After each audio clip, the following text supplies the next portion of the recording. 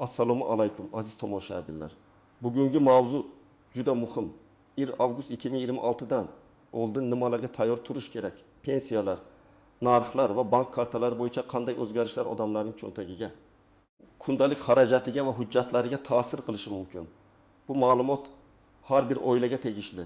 Pensionerga ham, ishchiga ham, talabagacha, tadbirkorga, chet eldan pul oladigan oilagacha. Shuning uchun videoni oxirigacha ko'ring. Hozirning o'zida kanalga obuna bo'ling, like bosing. Chunki bunday mavzularda kech qolgan odam ko'pincha ortiqcha pul yo'qotadi yoki o'ziga tegishli imtiyozdan foydalana olmay qoladi. Men bugun eng avvalo bitta narsani aniq qilib aytaman. 1 avgust kabi sanalar odatda odamlar uchun oddiy kalendar kuni emas. Davlat to'lovlari, tariflar, bank tizimidagi texnik talablar, nafaqa va pensiya hisob kitoblari, plastik kartalar bo'yicha xizmat shartlari ko'pincha ma'lum bir sanadan boshlab yangilanadi. Muammo shundaki, ko'pchilik o'zgarish kuchga kirgandan keyin biladi. Natijada pensioner bankomat oldida karta ishlamay qolganini ko'radi. Oilalar kommunal to'lov oshganini kvitantsiyada sezadi. Ayrimlar esa pensiya qayta hisoblanishi uchun hujjatini vaqtida topshirmagani sabab bir necha oy kutib qoladi. Avval qanday edi? Avval odamlar ko'pincha eski tartibga ishonib yashardi. Pensiya har oy tushadi. Karta ishlaydi. Bozordagi narxlar asta-sekin o'zgaradi. Kommunal to'lovni oyning oxirida to'layman degan tushuncha bor edi. Lekin hozirgi sharoitda hamma narsa tezroq o'zgaradi. Raqamlashtirish kuchaymoqda, banklar mijoz ma'lumotlarini yangilashni talab qilyapti. Pensiya va ijtimoiy to'lovlarda elektron tekshiruvlar ko'paymoqda. Narxlar esa birgina qaror. Tarif yoki import xarajatlari sababli qisqa muddatda sezilarli o'zgarishi mumkin. Shuning uchun men bu videoda sizga vahima tarqatmoqchi emasman. Aksincha, men sizga aniq tayyorgarlik rejasini beraman. Qaysi odamlar birinchi navbatda e'tibor berishi kerak? Qaysi holatlarda xavotir ortiqcha? Qaysi hujjatlar kerak bo'ladi? Bank kartangiz bo'yicha nimalarni tekshirish zarur? Narxlar oshishi ehtimoli bo'lsa, oilaviy budjetni qanday himoya qilish mumkin? Bularning hammasini oddiy tilda tushuntiraman. Birinchi katta masala pensiyalar. Har qanday pensiya o'zgarishida 3 ta yo'nalish bo'ladi. Pensiya miqdori indeksatsiya qilinadimi? Qayta hisoblash tartibi o'zgaradimi? Pulni olish tartibida yangilik bo'ladimi? Odamlar ko'pincha faqat pensiya oshadimi yoki yo'qmi deb so'raydi. Lekin tajribada eng ko'p muammo pensiya miqdorida emas, hujjat va to'lov usulida chiqadi. Masalan, oddiy vaziyatni olaylik. Bir otaxon 2 million 100 ming so'm pensiya oladi. Agar pensiyalar ma'lum foizga oshirilsa, u odam keyingi oy ko'proq pul oladi.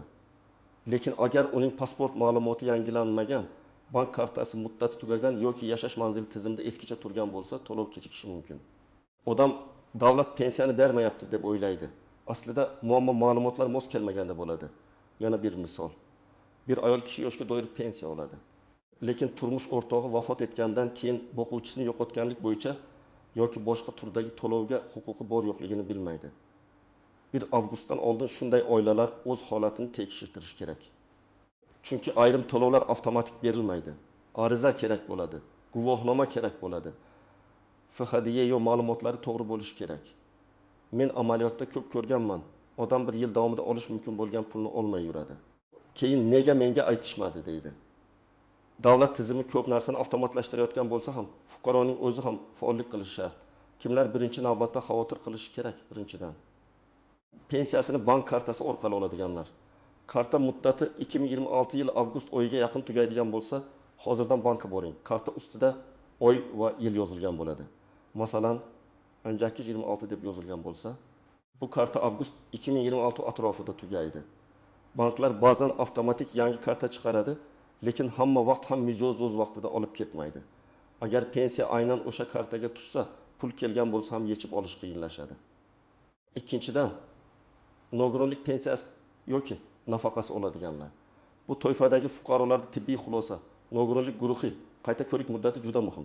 Agar hujjatda muddati tugayotgan bo'lsa, 1 avgustni kutmang. Tibbiy ko'rikka navbat, komissiya, elektron bazaga kiritish vaqt oladi. 1 oy oldin harakat qilgan odam tinch bo'ladi. Oxirgi haftada borgan odam esa to'lov to'xtab qolishidan xavotirlanadi. Uchinchidan, ishi bor, lekin pensiya yoshiga yaqinlashayotganlar, siz oylik olgan yillaringiz, mehnat daftarchangizdagi yozuvlar, ish staji, arxiv ma'lumotlari to'g'ri kiritilganini tekshirtirishingiz kerak. Men oddiy misol keltiraman. Bir kishi 3000 yil ishlagan, lekin elektron bazada 24 yil ko'rinadi. Sababi eski korxona yopilgan, ma'lumot arxiviga o'tgan mehnat daftarchasida muhr noaniq. Bunday holatda pensiya hisoblashda farq chiqadi. Agar siz buni pensiya tayinlanadigan o'yda bilsangiz, asabiylashasiz. Agar oldindan tekshirsangiz, arxivdan ma'lumot olib, xatoni to'g'rilashga ulgurishingiz mumkin. Endi narxlar masalasiga o'tamiz. 1 avgust atrofida odamlar eng ko'p sezadigan narsa bu bozor, dorixona, transport, kommunal to'lov va oziq-ovqat xarajatlari. Narxlar doim bir xil sabab bilan oshmaydi. Ba'zan tarif o'zgaradi, ba'zan valyuta kursi ta'sir qiladi. Ba'zan mavsumiy talab oshadi. Ba'zan esa mahsulot yetkazib berish xarajati ko'payadi. Oddiy oilaviy misol. 4 kishilik oila oyiga 1 million 800 ming so'mni oziq-ovqatga, 400 ming so'mni kommunal to'lovga, 300 ming so'mni transportga, 200 ming so'mni telefon va internetga sarflaydi. Jami asosiy xarajat 2 million 700 ming so'm. Agar oziq-ovqat o'rtacha 10% ga oshsa, bu oila qo'shimcha biletdan ming so'm sarflaydi. Kommunal to'lov 15% ga oshsa, yana 60 ming so'm qo'shiladi. Transport xarajati 10% ga ko'paysa, yana 30 ming so'm.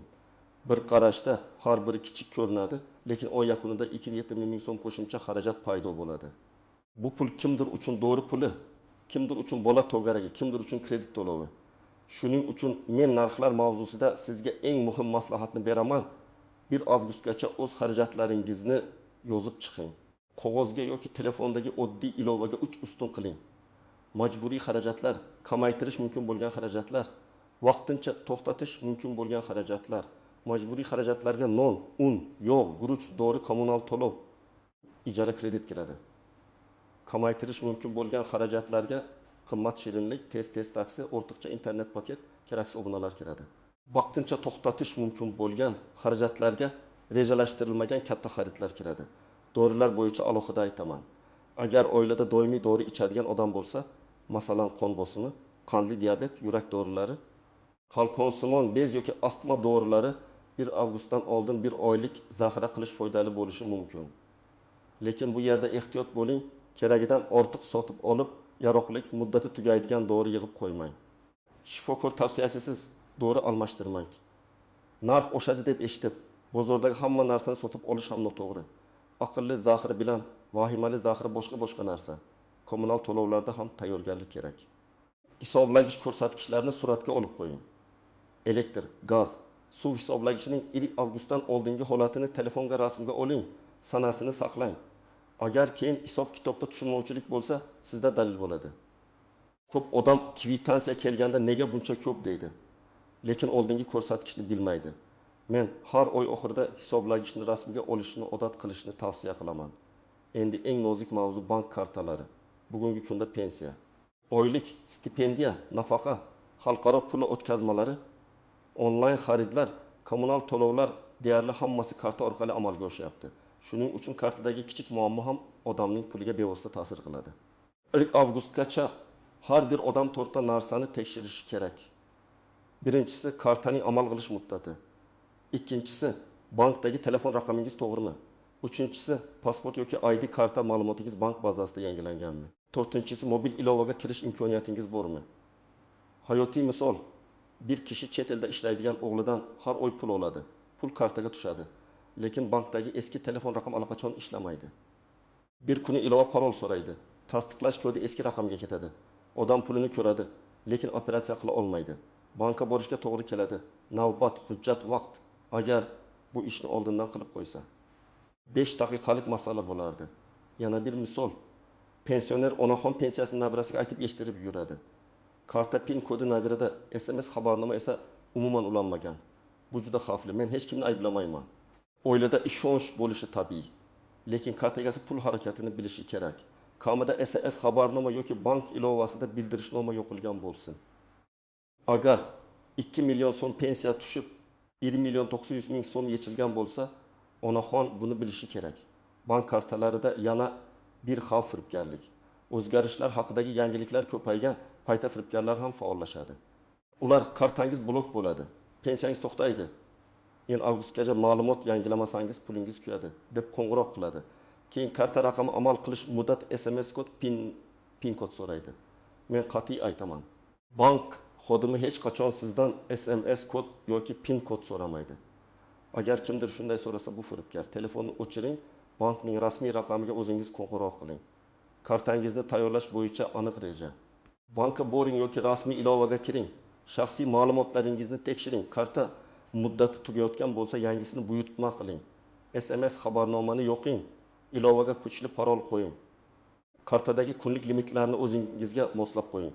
Agar katta pul tushsa, hammasini bitta kartada saqlamang. Asosiy karta va xarid kartasini ajratish foydali. Masalan, pensiya yoki oylik tushadigan kartada asosiy pul tursin. Bozorga yoki internet xaridga ishlatadigan kartada esa kichik summa bo'lsin. Shunda firibgarlik bo'lsa ham zarar chegaralanadi. Endi muhim savol, kimlar ortiqcha vahima qilmasligi kerak? Agar sizning hujjatlaringiz joyida bo'lsa, kartangiz muddati uzoq bo'lsa, bankdagi raqamingiz to'g'ri bo'lsa, pensiya yoki oylik muntazam tushayotgan bo'lsa, hisoblagichlaringiz to'g'ri ishlayotgan bo'lsa, sizga vahima kerak emas. Sizga faqat nazorat kerak. Ya'ni har bir xabarni tekshiring, lekin mish-mishga ishonmang. Masalan, kimdir mahallada 1 avgustdan hamma kartalar almashtiriladi desa, darhol ishonmang. Rasmiy bank sayti, Markaziy bank xabarlari, pensiya jamg'armasi yoki MyBongov. Uz kabi rasmiy manbalarni tekshiring. Kimdir pensiya faqat falon bankdan beriladi desa ham tekshiring. Chunki odamlar orasida ko'pincha yarim haqiqat yuradi. Bir toifaga tegishli o'zgarish butun aholiga tegishli tarqalib ketadi. Endi ko'pchilik e'tibor bermaydigan nozik jihatlarni aytaman. Birinchi nozik jihat ro'yxatga olingan manzil. Agar siz bir joyda yashab, hujjatda boshqa manzil ko'rsatilgan bo'lsa, ayrim ijtimoiy to'lovlar, subsidiya, mahalla tavsiyasi, kommunal imtiyozlar bo'yicha tushunmovchilik bo'lishi mumkin. Shuning uchun manzil masalasini oldindan tekshiring. Ikkinchi nozik jihat qarzdorlik. Ayrim odamlar karta orqali pul oladi, lekin eski kredit, aliment, jarima yoki ijro hujjati borligini unutadi. Hisobga pul tushganda yechib olinishi mumkin. Odam pulim yo'qoldi deb o'ylaydi. Aslida tizim qarzdorlik bo'yicha ushlab qolgan bo'ladi. Agar sizda shunday ehtimol bo'lsa, MIB yoki tegishli xizmatlar orqali qarzdorlikni tekshiring. Uchinchi nozik jihat ishonchnoma. Ko'p pensionerlar pensiyasini o'zi ololmagani uchun farzandiga yoki qarindoshiga ishonchnoma beradi. Ishonchnomaning muddati bor. Muddati tugagan bo'lsa, bank pul bermaydi yoki to'lovda muammo bo'ladi. Agar oilangizda yoshi katta, yotib qolgan, kasal yoki harakatlanishi qiyin odam bo'lsa, ishonchnoma muddatini tekshiring. Notarial hujjatlar. Shaxsni tasdiqlovchi hujjat. Tibbiy holat bo'yicha talablar oldindan aniqlansin. 4-nozik jihat bolalar nafaqasi va ijtimoiy yordam. Bu to'lovlarda daromad, oila tarkibi, yashash manzili, bank rekviziti, ariza muddati muhim. Agar farzandingiz tug'ilgan, oila tarkibi o'zgargan, nikoh yoki ajrim bo'lgan, ishga kirgan yoki ishdan chiqqan bo'lsangiz, ma'lumotlar yangilanishi kerak.